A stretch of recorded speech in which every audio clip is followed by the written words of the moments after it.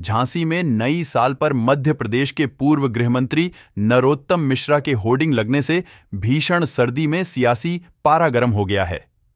Bundelkhand degree college के प्रवेश द्वार पर यह होर्डिंग लगाया गया है और ये बहुत कुछ बयां कर रहा है। इसके पहले नई वर्ष पर नरोत्तम मिश्रा के होर्डिंग कभी नहीं लगाए गए। सवाल उठ रहा है क्या नरोत्तम मिश्रा मध्य प्रदेश की सियासत से दूर उत्तर प्रदेश की राजनीति में एंट्री ले रहे हैं? बबीना के बीजेपी विधायक राजीव सिंह ने उन्हें शक्तिशाली नेता करार दिया। राजीव बोले, मिश्रा जी बुंदेलखंड के बहुत बड़े नेता हैं। प्रभावशाली नेता चुनाव लड़ेगा तो झांसी को लाभ मिलेगा। पार्टी कभी भी किसी को चुनाव लड़ा सकती है। और क्या कुछ कहा सुनिए। नए साल की शुभकामनाएं तो कोई भी देता है।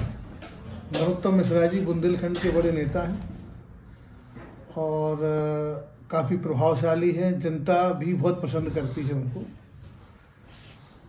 रही बात चुनाव लड़ने की, तो भारतीय जनता पार्टी में तो अगर आप लोकसभा चुनाव की दृष्टि से पूछ रहे हैं तो अभी तो अनुराग शर्मा जी हमारे सांसद हैं।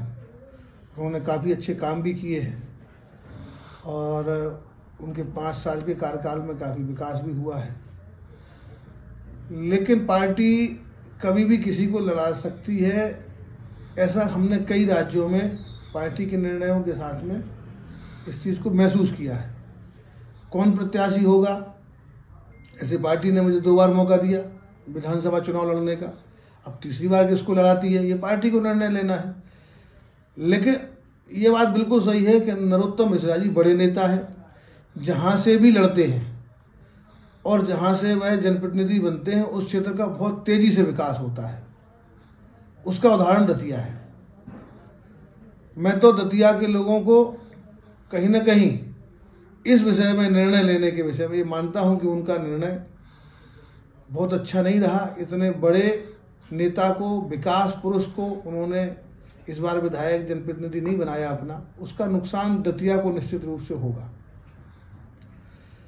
आगामी मिश्रा जी के नेतृत्व में आगामी 5 साल में जो सरकार है भाजपा की मध्य प्रदेश में, दतिया बहुत तेज़ी से विकास करता है। अगर वो वहाँ के विधायक होते, वो बहुत ऊर्जावान नेता है, बहुत संपर्क और उनके संबंध बहुत मजबूत है ऊपर राष्ट्रीय नेतृत्व के साथ में। और पार्टी किसी को भी प्रत्याशी बनाए, और नरोत्तम मिश्रा जी से हमारे व्यक्तिगत संबंध भी हैं, अगर वो बनते हैं तो बहुत अच्छी बात, स्वागत है। लेकिन अभी फिलहाल तो अनुराग शर्मा जी हमारे सांसद हैं, उनके साथ हम सब लोग मिलकर काम कर रहे हैं, बहुत विकास के काम किए हैं। लेकिन भाजपा में सब लोग कार्यकर्ता है। अभी आपने 3 राज्यों के मुख्यमंत्रियों के संबंध में भी काफ़ी रिपोर्टें चलाई, काफ़ी आपने दावेदार बताए।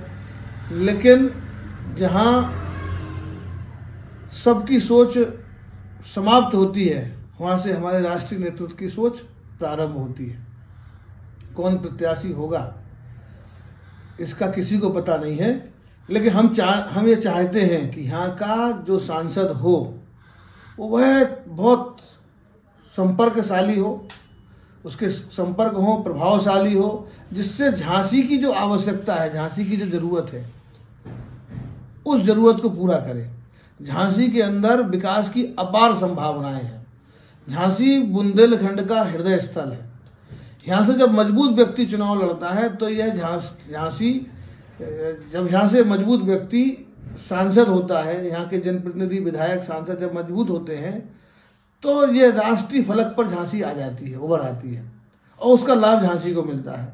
जब प्रभावशाली या संपर्क से समृद्ध व्यक्ति, राष्ट्रीय नेतृत्व के नज़दीक व्यक्ति, सत्ता में मजबूत दखल नहीं रखने वाला व्यक्ति, जब यहाँ से जनप्रतिनिधि होता है तो उसका झांसी को कहीं ना कहीं उतना लाभ नहीं मिल पाता जितना लाभ झांसी को मिलना चाहिए। झांसी को जिसकी ज़रूरत है। तो हम तो चाहते हैं झांसी से जो भी सांसद बने वह अपने हुनर से, अपने प्रयास से झांसी की ज़रूरतों को पूरा करे, झांसी की जनता की अपेक्षाओं को पूरा करे, और जो भी निर्णय होगा हम सब उसके साथ में हैं। कहीं कोई दुविधा नहीं है। आगे जो चुनाव है, अब केवल टिकट का ही फैसला होना है, सांसद का तो फैसला है ही। जनता जानती है जो भाजपा से आना है उसको 5 लाख से अधिक के अंतर से जीतना है। तो अब केवल टिकट की बात है। जीतना भाजपा के प्रत्याशी को जनता जानती है कि मोदी जी को प्रधानमंत्री तीसरी बार बनाना है। जब मोदी जी को प्रधानमंत्री बनाने की बात सबके मन में है तो भाजपा के सांसद को बनाना ही पड़ेगा।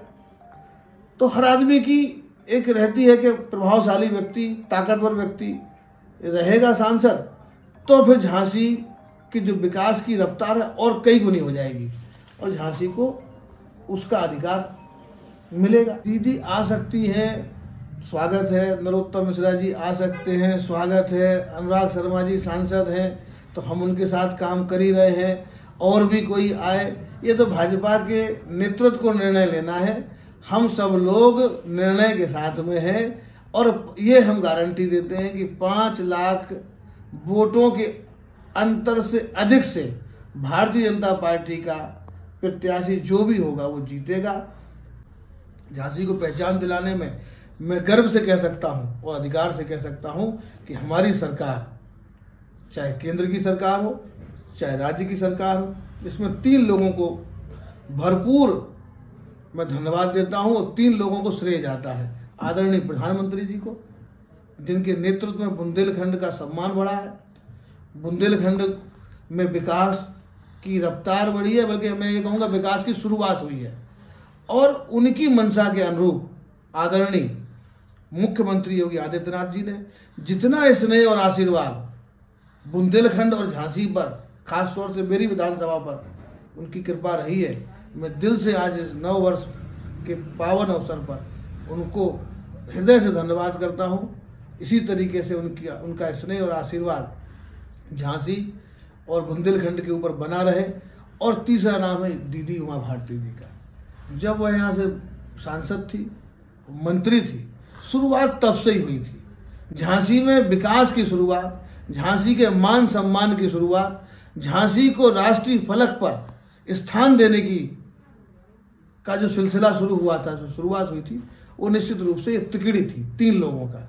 दीदी उमा भारती जी, माननीय मुख्यमंत्री जी, माननीय प्रधानमंत्री जी, तीनों लोगों का मैं हृदय से धन्यवाद करता हूँ कि पिछड़ी हुई झांसी, उपेक्षित झांसी, विकास के रास्ते से भटकी हुई झांसी को, तीनों चीज़ों को एक साथ किसी ने जोड़कर, झांसी को, तीनों चीज़ों को एक साथ जोड़कर झांसी को देखा है।